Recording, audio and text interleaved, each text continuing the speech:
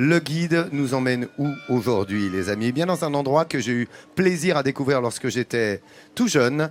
J'y suis allé à peu près une dizaine de fois. C'est un endroit unique.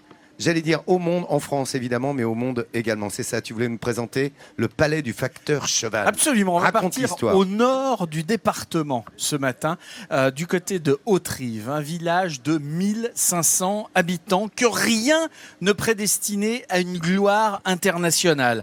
Ce, d'autant que c'est un modeste employé des postes qui lui donna cette gloire, Ferdinand Cheval. Toute l'histoire commence un jour d'avril 1879 lorsque le facteur Cheval trébuche sur une pierre. Il y a plus de 100 ans, à une trentaine de kilomètres de Romans-sur-Isère, dans le village d'Hauterive, un homme a décidé d'arrêter de rêver et de réaliser ses chimères. Ce n'était ni un magicien, ni un fou, mais le facteur du village. Et derrière cette rue s'élève le chef-d'œuvre qu'il a mis plus de 3 décennies à construire, le Palais idéal, monument et œuvre artistique. Et tout ça a commencé de manière incroyable. Un jour, après avoir trébuché sur un bout de roche, le facteur décide de construire un palais fait entièrement de petits cailloux. Il commence alors à ramasser des centaines de pierres et les empile dans son potager. Je suis native d'Hauterive et c'est un monument dont j'avais très peu entendu parler. Ce facteur, il était pris pour un fou. Il avait fait une œuvre totalement décalée et bizarre. Et donc, dans les familles, et même voire à l'école, on ne nous parlait pas de ce monument et de ce facteur.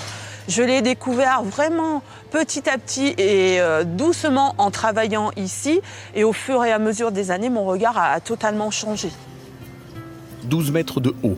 26 mètres de long, 4 façades sculptées et des milliers de pierres ramassées tous les jours lors de ces 32 kilomètres de tournée. Plus qu'un chef-d'œuvre, c'est surtout le rêve d'un homme que Raphaël admire. Il a osé aller jusqu'au bout de son rêve, vous vous rendez compte, réaliser un rêve, mais qu'est-ce que c'est merveilleux.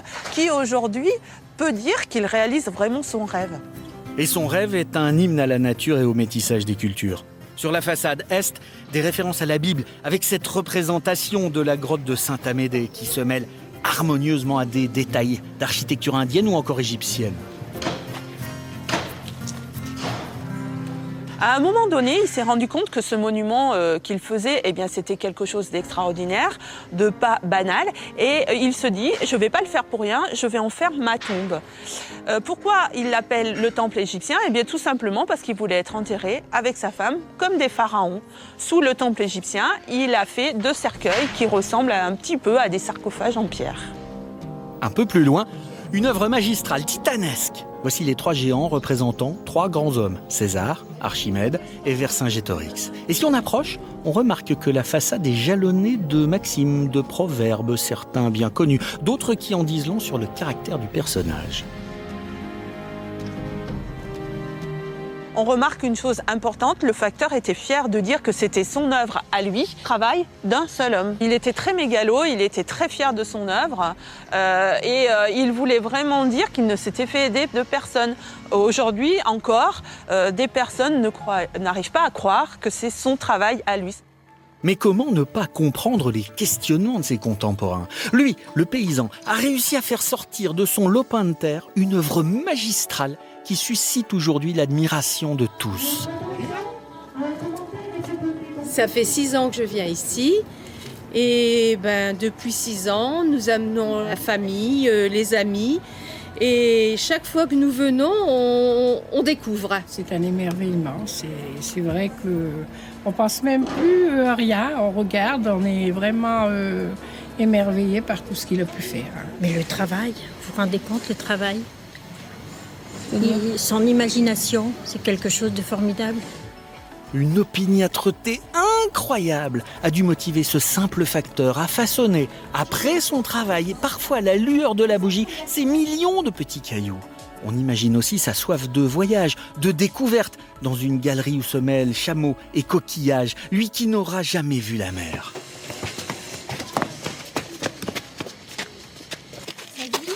Et si Ferdinand Cheval était comme Peter Pan?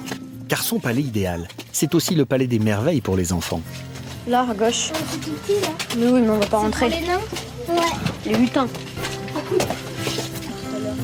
Et si les enfants étaient les seuls à vraiment comprendre cet excentrique facteur? Il est cool. Ouais, il est cool. Fou, un peu. Parce que pour faire un truc aussi grand, un rêve réalisable. Au palais idéal, il y en a un autre qui vit un rêve. C'est Raphaël, le jardinier qui depuis 20 ans prend soin des arbres et des plantes qui entourent le palais. Il fait ainsi perdurer l'œuvre de Ferdinand Cheval telle qu'il l'avait imaginée. Pour moi, c'est une fierté que de travailler au Facteur Cheval. C'est un lieu unique au monde. Et franchement, je suis persuadé qu'il y a beaucoup de jardiniers qui aimeraient partager mon expérience et être là à ma place. Et ce lieu, il a aussi révolutionné l'art. Ferdinand Cheval, ramassant ses petits cailloux, était loin d'imaginer qu'il inspirerait de grands noms du surréalisme. Un prolétaire rentre dans l'histoire de l'art et en même temps, ce prolétaire, eh bien, il utilise le rêve, il utilise des règles qui ne sont pas celles des beaux-arts pour effectivement laisser sa trace et annoncer les surréalistes.